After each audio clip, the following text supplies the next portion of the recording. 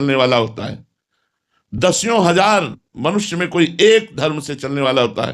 नहीं, सब मनमानी आचरणों में चल रहे हैं। सबके हम ये देख रहे हैं, सबके दिमागों में रुपया छाया हुआ है। रुपया, भगवान या धर्म या मोक्ष, मुझे मोक्ष प्राप्त करना है, मुझे भगवत प्राप्ति करनी है, मुझे धर्म से जीवन व्यतीत करना है। अपने लोग बैठे सब देखो दिमागों में उन्नति, रुपया, पद, प्रतिष्ठा, घर, मकान, भोग सामग्री, इतनी ही चाह है।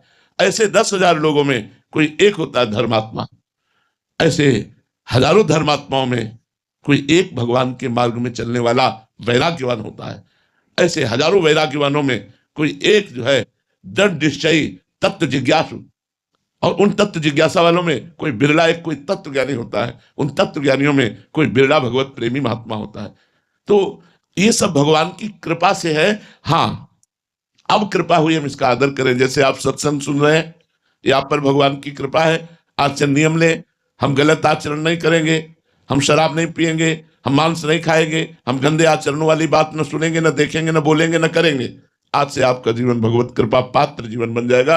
इसमें प्रारब्ध का योग नहीं है, इसमें कृपा का योग है। आपके ऊपर कृपा हुई है तब आप यहाँ आए हैं, आपके ऊपर कृपा हुई तब आप वहां से चले हैं। भगवान की कृपा ही प्रेरित करके लाई है। तो इसलिए हम पूर्ण अगर इस पर दृष्टि डालें तो केवल कृपा है, अपना कोई भी प्रारब्ध भोग नहीं है। अब हमें इस कृपा का आदर करने के लिए पुरुषार्थ करना चाहिए।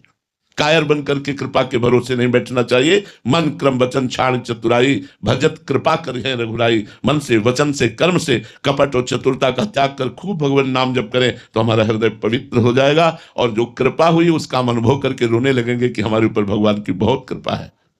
महाराज जी, श्री हरिवंश महाराज जी। हाँ महाराज जी, मैं आपका दास हूँ। महाराज जी, मेरे मन में श्री जी की कृपा से एक प्रश्न जागृत हुआ है कि कृपा क्या साधन से होती है कि जो जितना साधन करेगा उस पर उतनी कृपा? नहीं, जो जितनी कृपा का आदर करेगा उतने बढ़िया साधन करेगा, और साधन से कृपा का अनुभव होगा।